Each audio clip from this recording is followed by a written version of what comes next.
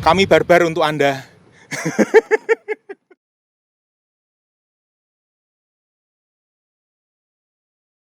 Halo YouTuber.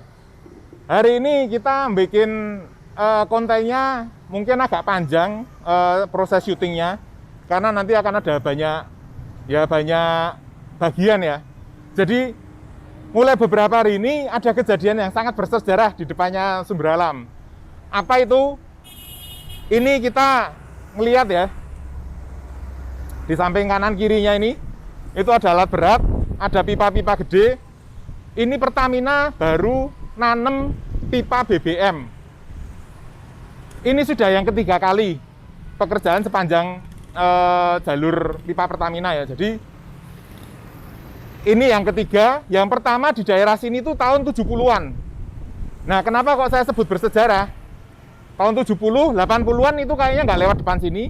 Nah, baru yang ini lagi. Kenapa? Karena mungkin sekarang kebutuhan BBM-nya udah lebih tinggi, pipanya lebih besar, dan mungkin ini yang terakhir. Karena setelah ini kita akan masuk ke era kendaraan listrik. Jadi mungkin habis ini udah nggak mendem-mendem lagi. Makanya saya bilang ini peristiwa yang cukup bersejarah. Dan bisa Anda lihat, di sebelah sana, itu ada sungai, dan pipanya itu nanti dipendemnya itu di bawahnya sungai. Jadi nggak melintang di atasnya sungai. Jadi ini, wah keren banget. Dan alat-alat yang dipakai Pertamina itu canggih-canggih. Kapan hari saya telat taunya, di depannya Polres Purworejo itu kan ada persimpangan gede. Dan itu nggak mungkin kalau digali di tengah-tengahnya. Jadi mereka pakai robot guys, pakai robot, masuk di satu sisi, ngebur di dalam, keluar di sisi yang lain. Ya kayak gitu, tapi skalanya lebih kecil. Dan sayangnya kita telat. Maka yang kali ini saya mau dokumentasikan karena ini di depan Sumber Alam ya. Dan nanti mereka akan melewati jalan di Ponorogo. Dan tentunya ini akan beberapa hari. Nanti kita akan lihat gimana mereka gali ini, lalu naruh pipanya, lalu nutup lagi sehingga nanti bisa dilalui oleh bis kita lagi. Jadi ini ya kemarin dari pengawasnya jalan juga minta izin, sosialisasi sudah. Ya tentunya kita kalau ada proyek-proyek seperti ini, kita mesti dukung ya teman-teman. Karena ini proyek nasional. Nah ini teman-teman, sebelum ditutup ya toh, ternyata ini canggih juga. Jadi untuk nyebrang ke sungai, nyebrangi bawahnya saluran irigasi itu, dia galinya dari sini. Jadi setelah Bang Jo ini digali dulu, sampai ini misalkan sungai irigasinya, digalinya sampai ke bawahnya irigasi. Nah terus nanti pakai mesin namanya HDD. Bukan apa ya? Bukan headdeck double apa? Double deck. Bukan headdeck double gas ya, tapi horizontal direct drilling namanya mesinnya. Jadi dia yang akan nyebrang, nanti ketemu lagi di sisi yang satunya. Jadi itu ya kayak pakai mungkin peralatannya lebih canggih lah ya. Dan nanti kita akan lihat pipanya Pertamina itu tebel banget sehingga tukang lasnya pun harus bersertifikat khusus. Jadi semua yang di sini harus sertifikasinya khusus ya. Ada petugas-petugas safety-nya yang selalu ngontrol. Bahkan waktu kerja pun mereka diawasi teman-teman.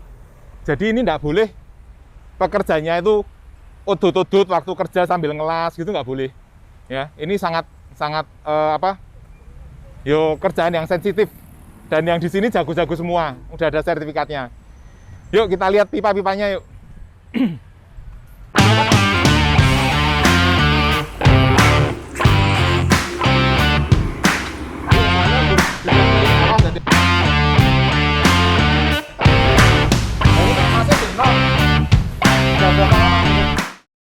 Nah oke teman-teman, ini kita sekarang sudah bareng sama Pak siapa Pak?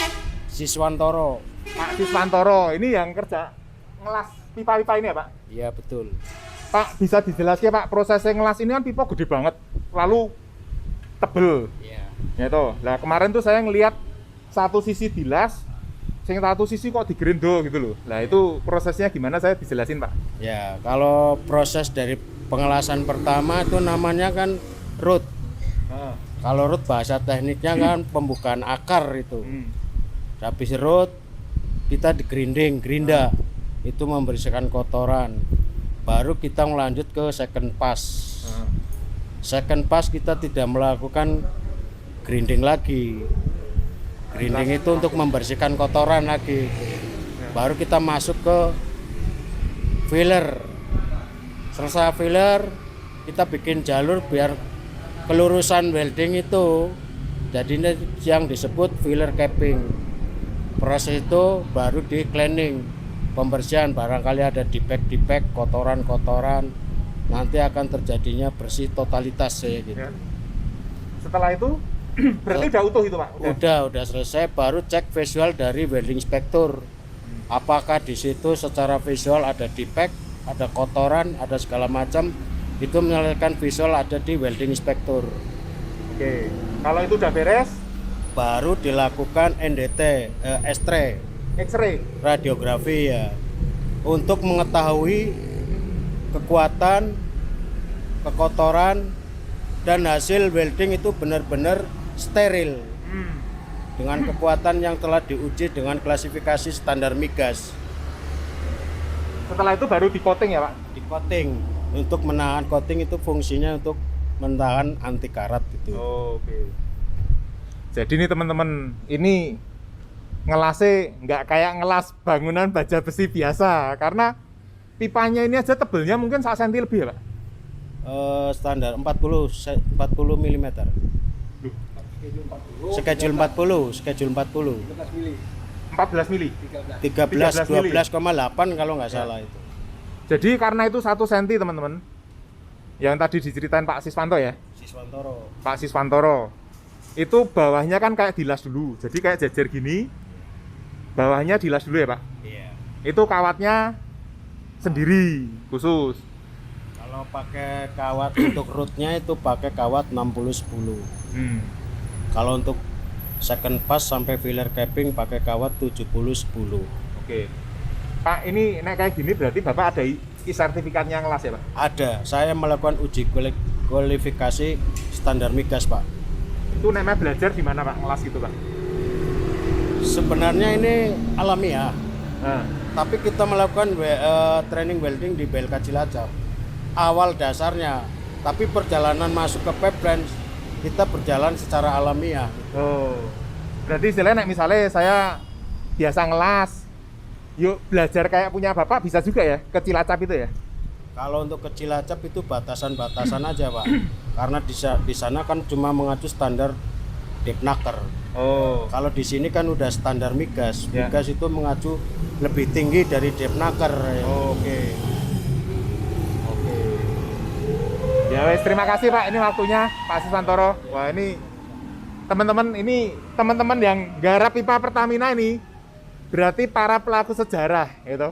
Karena ini jarang-jarang loh ya.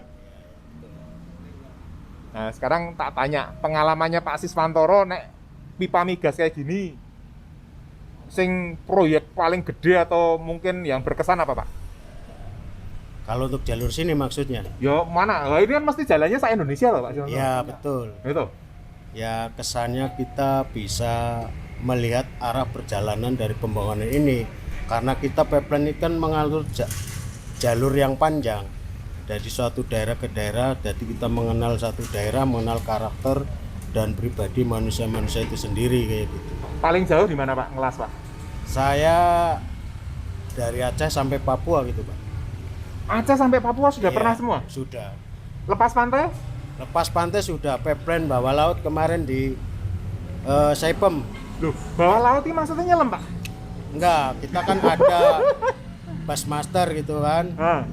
Jadi proses pipa itu welding di bus, baru diturunkan kayak gitu. Oh, tapi memang pipanya ditenggelamkan di laut Pak ya? Betul sekali, ada yang kedalamannya. Kalau kemarin saya kan pipeline di Kalimantan Timur, tepatnya di daerah Muara Jawa. Itu pipanya gedenya seberapa Pak? Itu 2 line, packy bag 24 in sama 4 in. Kalau yang 24 in root downhill, filler cappingnya FCAW manual, semi otomatis gitu ya. Tapi kalau yang 4 in itu rootnya GTAW, filler cappingnya SMAW. Jadi prosesnya agak berlainan. Karena memang di situ standar materialnya kan boleh dibakarkan chrome, baja murni. Makanya proses welding harus di banner dengan kepanasan 110 derajat. Guys, aku ini mantuk-mantuk jangan dikira ngerti loh. Nggak ngerti kabeh iki. Bahasa teknis. Tapi wah kagum aku. Tapi berarti nggak nyelam ya, Pak? Enggak, ya, menyelam itu kan ada tim diving sendiri. Ada lagi yang istilahnya nyelam ngelas di dalam air ya, Pak? Ada, itu kan namanya underwater. Nah. Tapi untuk saat ini kan udah yang aku dengar ini underwater udah dilarang. Oh gitu. Karena di situ kan tekanan temperaturnya tinggi, membahayakan dari pekerja sendiri kayak gitu. Cepat atau lambat underwater kemungkinan besar hilang karena di situ kan kita di laut dalam udah pakai robot otomatis kayak gitu. Kebayang nggak guys, las listrik di dalam air ini iso ngelas mbek kesetrum. Tapi yang jelas ini canggih, barusan diinspek sama Pertamina. Bukan Pertamina berarti ya, Pak? Dari tim NDT. Apa itu, Pak?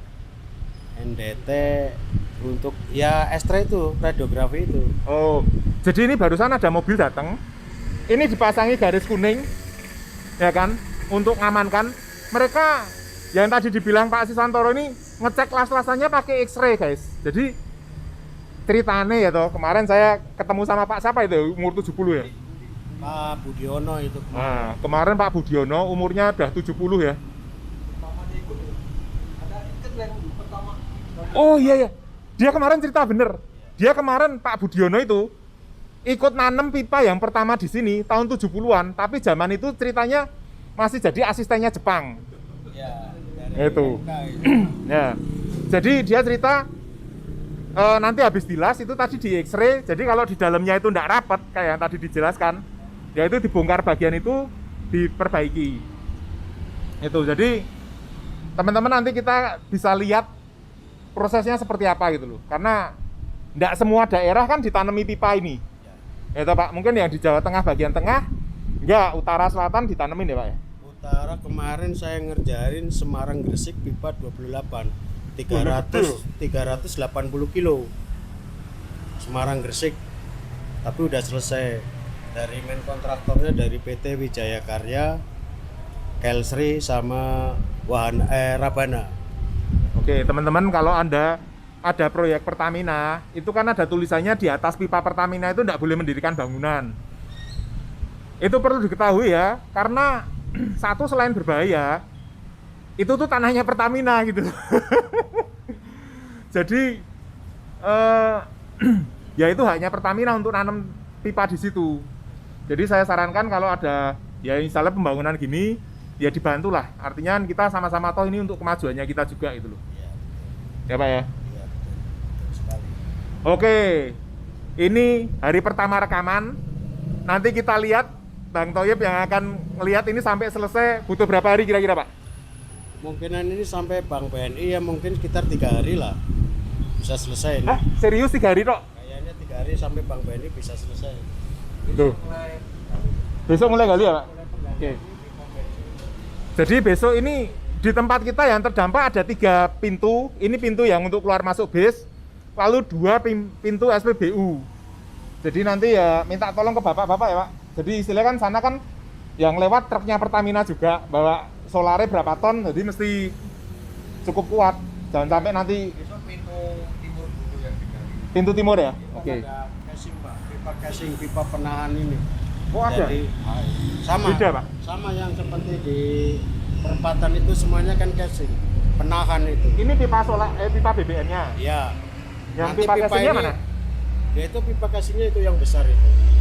Oh, yang lebih besar ya? Ya, nanti pipa BBM-nya masuk ke dalam pipa casing untuk menahan Oh. getaran, tekanannya gitu.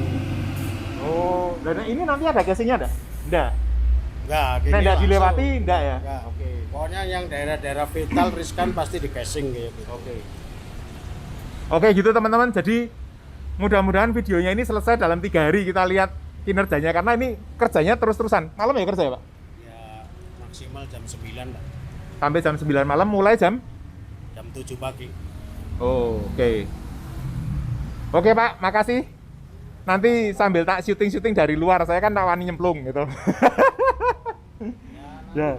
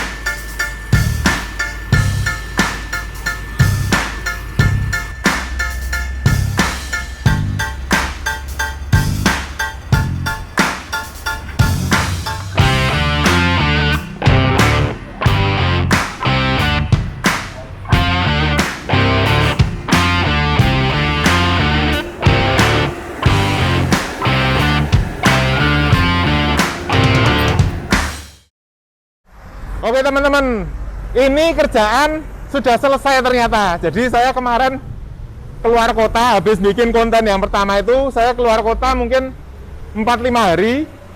Dan waktu pulang, sini ditutup, tapi ini udah selesai, jadi kita ketinggalan. Kemarin Bang Toyib ngerekam. Ya, kemarin Bang Toyib ngerekam dimarahin, nggak boleh nyuting-nyuting. Ya mungkin karena untuk safety atau alasan apapun kita nggak tahu lah ya, karena beberapa kali memang yang waktu di X-ray memang harus dipagar supaya nggak terpapar. Jadi intinya kerjanya cepet banget. Jadi pipanya itu kira-kira segini. Ini masih ada satu potongan yang tersisa. Ini pipa BBM-nya. Nah, tapi kalau dilewatin kendaraan yang cukup berat seperti ini, maka di luar dia dikasih casing. Jadi ada casingnya, baru pipa ini masuk ke dalamnya. Nah, sekarang pertanyaannya nih buat teman-teman yang kerja di migas atau mungkin dari teman yang kerja di Pertamina, ini kan dari Maos sampai Rewulu, gitu. Yang saya dari dulu belum kepikir, itu kalau habis nyalurin solar sampai Rewulu, gitu, pipanya kan cuma satu. Terus mau ganti jadi Pertalite atau Pertamax, itu yang di dalam pipa ini kan berarti masih solar nih sampai Rewulu nyambung. Nah terus ini mau dorong lagi, apakah langsung didorong pakai Pertalite? Artinya di sana itu satu gentong yang besar itu kecampur ada solarnya sedikit yang di dalam pipa, atau dibersihin dulu? Kalau dibersihin dulu, caranya gimana gitu loh? Ya itu yang masih jadi pertanyaan. Kotorannya habis pasang juga gimana Pak? Ya itu termasuk pertanyaan yang belum terjawab. Jadi ini kan yang kita nggak bisa tahu jawabannya. Nah, mungkin teman-teman ada pengetahuan atau referral video yang bisa ditonton, ya berbagi pengetahuan lah. Itu aja pertanyaan dari saya, sekaligus kami menutup video ini. Ya memang nggak bisa sempurna pengetahuannya, karena kalau masuk ke dalam bawah kali kita juga nggak bisa nyuting. Ya, Oke, yang penting kita tahu ini Pertamina kerjanya juga nggak main-main. Jadi ini bikin jaluran pipa sepanjang utara selatan Jawa ya, dan di berbagai tempat lain di Indonesia. Kalau ada proyek-proyek seperti ini proyek nasional, kita mesti dukung. Oke, tetap sehat, tetap semangat, tetap hidup.